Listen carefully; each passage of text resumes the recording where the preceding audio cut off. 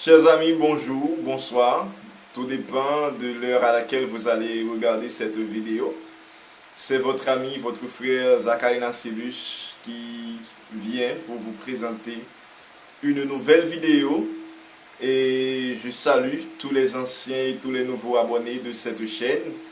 Et si vous n'êtes pas encore abonné, je vous demande de cliquer sur le bouton pour s'abonner et d'activer la cloche de notification pour être notifié à chaque fois qu'il y a une nouvelle publication.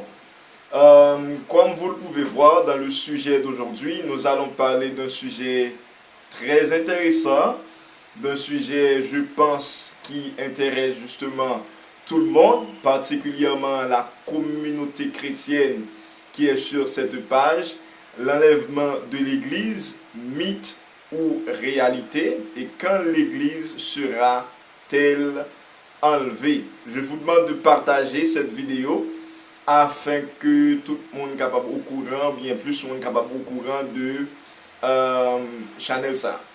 Vous savez, sur cette chaîne, nous parlons de la philosophie, de la Bible, d'histoire et du développement personnel. Donc, Jodia n'a parlé d'un sujet qui est extrêmement important, un sujet qui intéressait un peu le monde, surtout la communauté chrétienne. J'espère que vous allez passer un bon moment dans ce sujet. L'enlèvement de l'Église, c'est l'un des sujets qui divisait le monde évangélique, pas de manière négative, mais de manière compréhensive. Chaque monde comprend l'enlèvement de l'Église d'une façon. Chaque monde interprétait justement les textes concernant l'enlèvement de l'Église d'une manière différente. Dans le sujet, vous pouvez voir l'enlèvement de l'Église, mythe ou réalité, et quand l'Église sera-t-elle enlevée. Une des manières qui prend le plus intéressant pour nous là, c'est quand, le quand. Quand, c'est l'adjectif circonstanciel de temps. Maintenant, on faut parler de la notion du temps sur le plan biblique ou encore au regard de Dieu. La notion du temps au regard de Dieu n'est pas même genre avec la notion du temps au regard de l'homme. Pourquoi? Parce que Dieu n'a pas utilisé même temps ensemble avec nous. Parce que temps vient de deux mots grecs, deux grands mots. Je dirais, il y a le mot chronos, il y a le mot kairos. Le mot chronos, c'est le temps de Dieu. Ok? Le temps de Dieu, le temps utilisé par Dieu, et le mot kairos, c'est le temps utilisé par l'homme.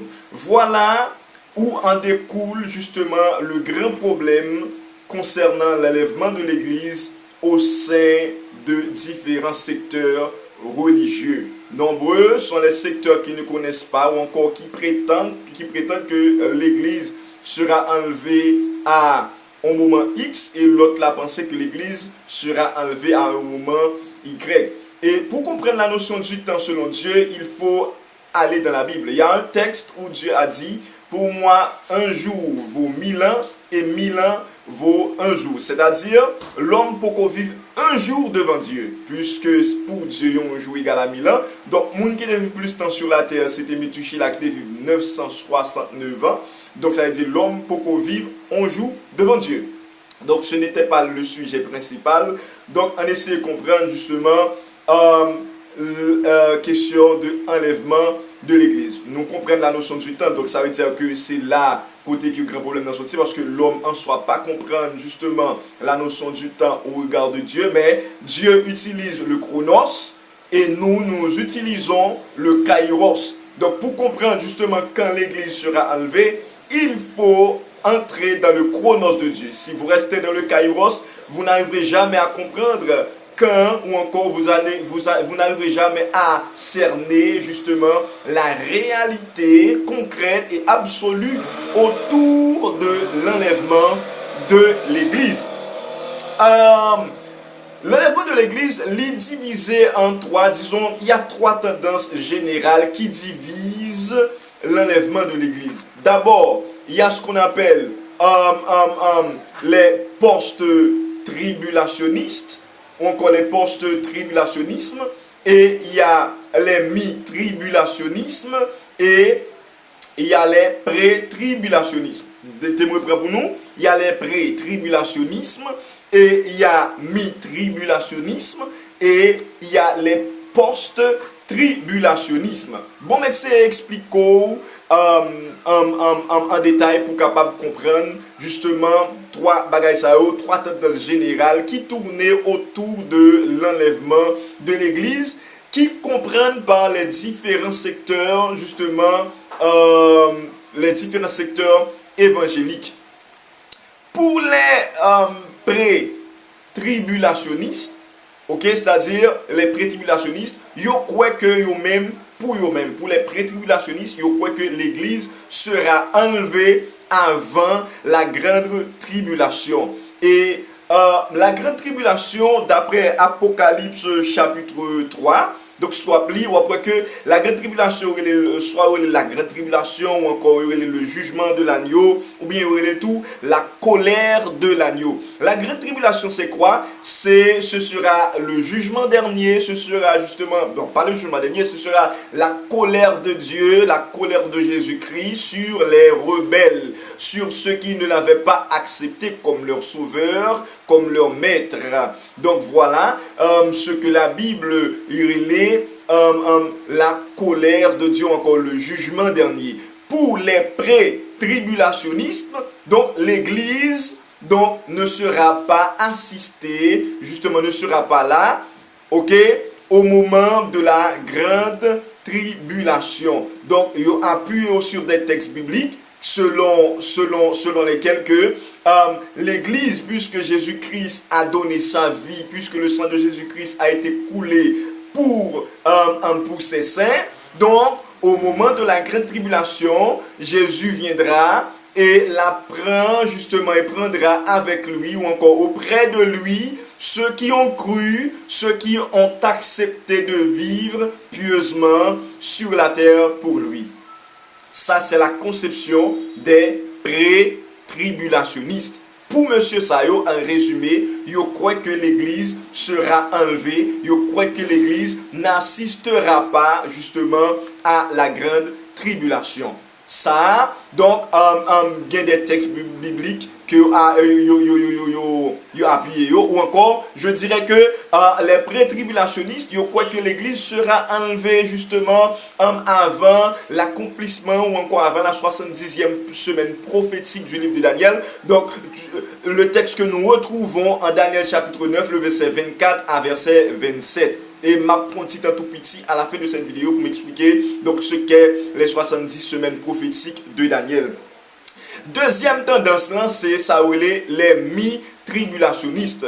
Moun sa yo croit que l'Église sera enlevée justement au milieu des 70 semaines prophétiques. Pourquoi? C'est parce que ces 70 semaines prophétiques les divisées justement en deux périodes que nous aurons à voir justement à la fin de cette vidéo. Encore si nous pas de temps, nous espérons que nous avons parlé en long et en large sur les 70 semaines prophétiques du livre de Daniel. Donc pour moun sa yo, l'Église a enlevé au milieu de cette période. Et pour qui ça, ou encore quel est l'argument de ces adeptes, ou encore des adeptes de cette tendance? Selon eux-mêmes, Dieu l'a bien pour essayer de tester, pour faire un triage de ceux qui ont vraiment cru, de ceux qui ont réellement accepté Jésus comme leur sauveur. Donc voilà pourquoi que l'Église devra attendre la grande tribulation. Et Jésus, en apparaissant justement au milieu de cette tribulation, prendra auprès de lui ceux qui ont resté justement, ceux qui ont résisté avec la grande tribulation.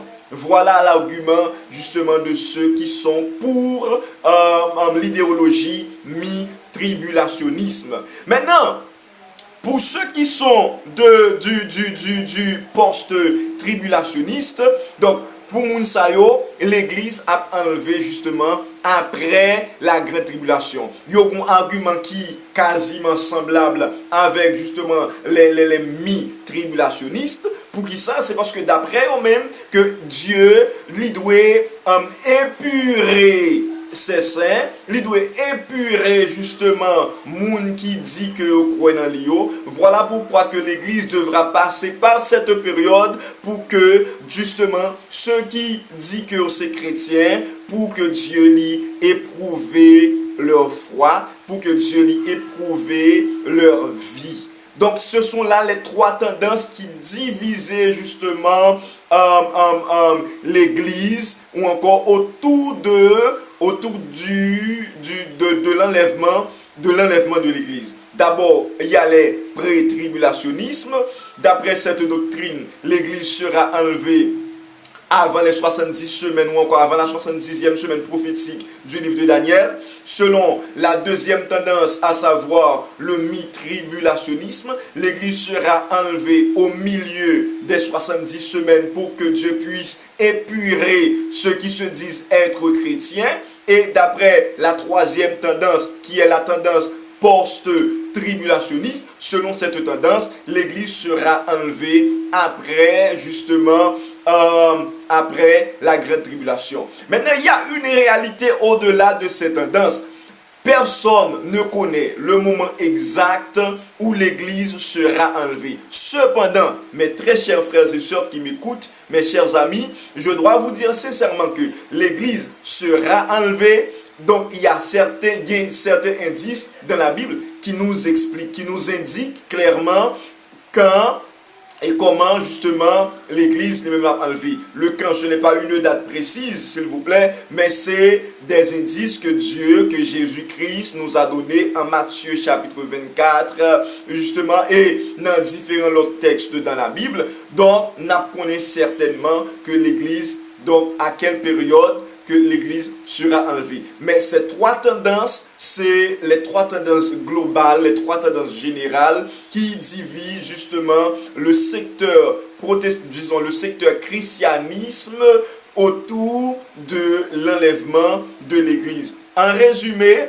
donc l'enlèvement de l'église se résume autour de ces trois tendances: pré-tribulationnisme, mi-tribulationnisme et post-tribulationnisme. Ça, c'est une première vidéo. Je vous demande de liker cette vidéo, de la partager et d'activer la cloche de notification pour être notifié quand viendra justement la deuxième vidéo pour encore sur l'enlèvement de l'église. J'espère que vous avez bien aimé cette vidéo, que vous avez pris le temps d'écouter avec soin, de noter ce qu'il faut noter et justement de commenter, surtout de laisser un commentaire pour dire ce que vous pensez autour de ce sujet. Je vous aime, à très bientôt pour une nouvelle vidéo.